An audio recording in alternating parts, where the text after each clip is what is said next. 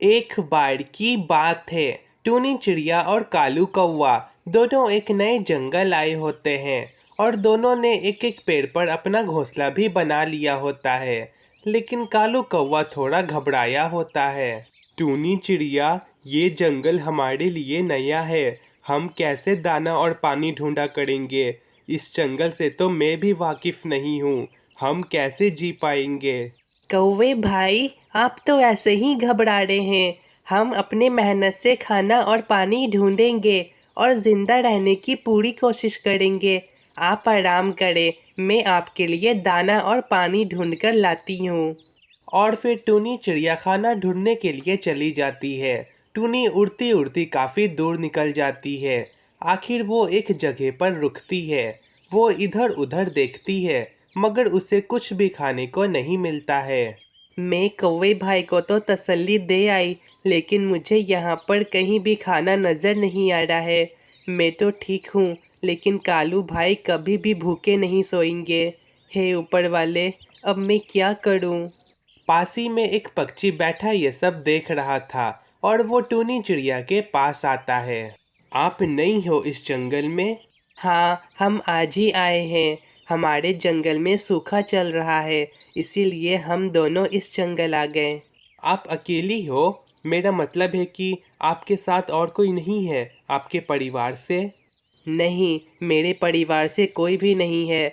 बस मेरा दोस्त कालू कौवा मेरे साथ है। आपका कोई भी नहीं है? नहीं।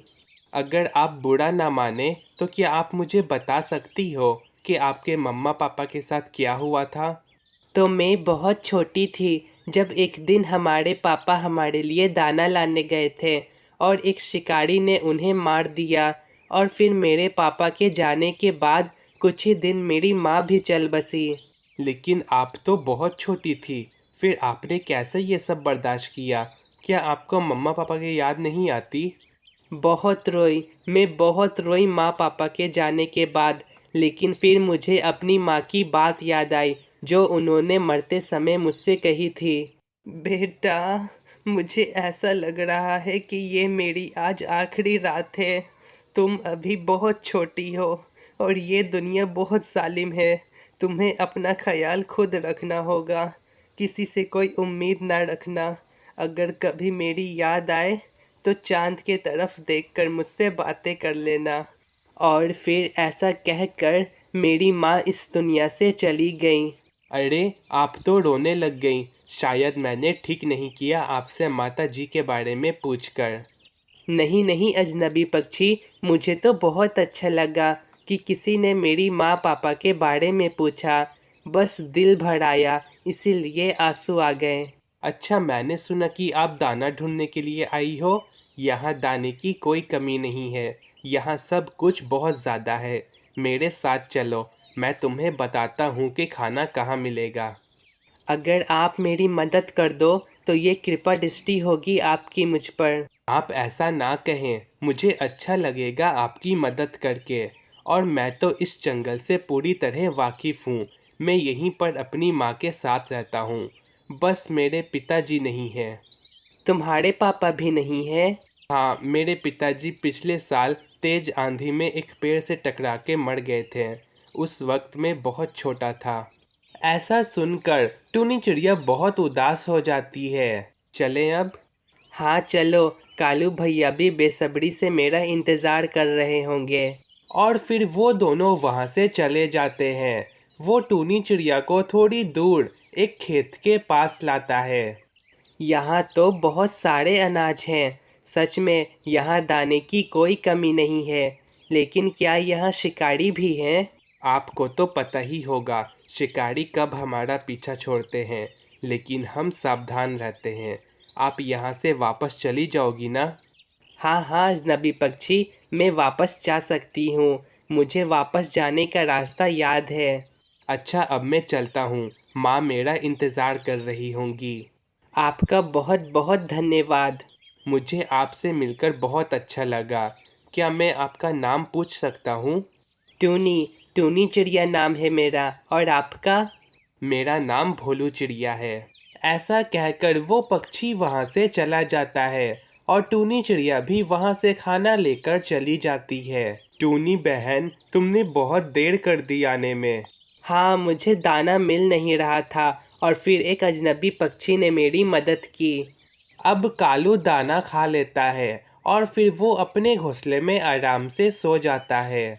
बेटा जाओ और अपनी मौसी से मिल कर आ जाओ, आज उनका संदेश आया था, वो बीमार हैं। हाँ माँ, मैं अभी जाता हूँ। मेरा भी बहुत मन कर रहा था मौसी से मिलने का। लेकिन माँ, आप दाना ले आओगी ना? हाँ बेटा, तुम जाओ, इतना तो मैं उड़ सकती हूँ। वैसे भी अगर मैं बैठ गई तो बैठी रह जाऊंगी। डॉक्टर ने भी कहा है थोड़ा बहुत उड़ने के लिए। और फिर उसका बेटा वहाँ से चला जाता है और उसकी मम्मा भी दाना लेने के लिए चली जाती है। जल्दी वो एक पेड़ के पास आती है। वो वहाँ बैठती ही है कि तभी आसमान में काले बादल छाने लगते हैं और बिजलियाँ गरजने लगती है। टूनी चिड़िया भी दाना ढूंढने के लिए वहीं आई होती है। ये तूफान पता नहीं क्यों आ जाती है। इस तेज़ हवा से तो मुझे बहुत डर लगता है। आंटी, आप ना घबराएं, ये बारिश होती है तभी तो हमें दाना मिलता है, पानी मिलता है। हमारा जीवन इस बारिश पर ही है। और फिर तेज़ बारिश शुरू हो जाती है। आंटी, आप बारिश से इतना क्यों डरती हैं? बस बेटा, पिछले साल भी ऐसे ही बारिश हो रही थी और मेरा पति खाना ढूंढने गया था और वो एक पेड़ से टकराकर मर गया था। बस उस दिन से मुझे इस तूफ़ान से बहुत डर लगता है। नहीं आंटी, ये मौसम तो आते जाते रहते हैं, इन मौसम का कोई दोष नहीं है। हमारे साथ वही होता है जो हमारे भाग्य में लिखा हो। तुम जंगल में नई लगती हो। हाँ आंटी, हम कल ही आए हैं। तुम कितनी प्यारी बातें करती हो, बहुत प्यारी हो तुम। और फिर ऐसे ही शाम हो जाती है और फिर बारिश भी रुक जाती है। बारिश रुक गई, तुम बहुत प्यारी हो। मुझे अच्छा लगेगा अगर तुम मेरे साथ मेरे घर चलोगी। मैं यहीं पास में रहती हूँ। हाँ, क्यों नहीं। अब दोनों वहाँ से उसके घर आते हैं। टूनी, तुम कैसे माँ के साथ? भोलू, ये आपकी माँ है? हाँ, ये मेरी माँ है। भोलू बेटा, तुम एक दूसरे को जानते हो? हाँ माँ, हम कल ही नारियल के पेड़ के पास मिले थे। ये बहुत प्यारी बच्ची है, बहुत अच्छी अच्छी बातें करती है। मैं इसे अपना घर दिखाने लाई हूँ। आंटी, आप भी बहुत अच्छी हैं। मुझे भी आपकी आंखों में माँ जैसा प्यार नज़र आया।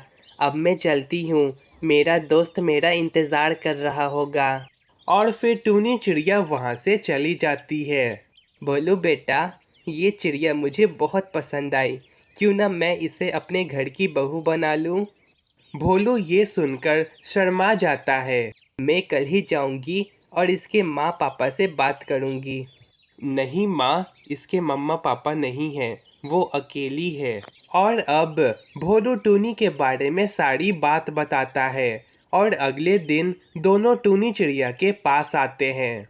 अरे आंटी, मैं आपको बहुत याद कर रही थी। हाँ, इसीलिए तो मैं तुम्हें लेने आई हूँ। अब तुम हमारे साथ चलो, हमारी बहू बनकर रहोगी। ये सुनकर टूनी थोड़ा शर्मा जाती है और कालू कौवा थोड़ा उदास हो जाता है। कौवे बेटे, तुम निराश ना हो, तुम भी हमारे साथ चलो। हमारे पेड़ पर एक घोंसला खाली है, तुम भी हमारे पास ही रहोगे। और फिर टूनी और भोलू की शादी हो जाती है और सब हंसी खुशी रहते हैं। और यहाँ पर हमारी ये कहानी ख़त्म होती है।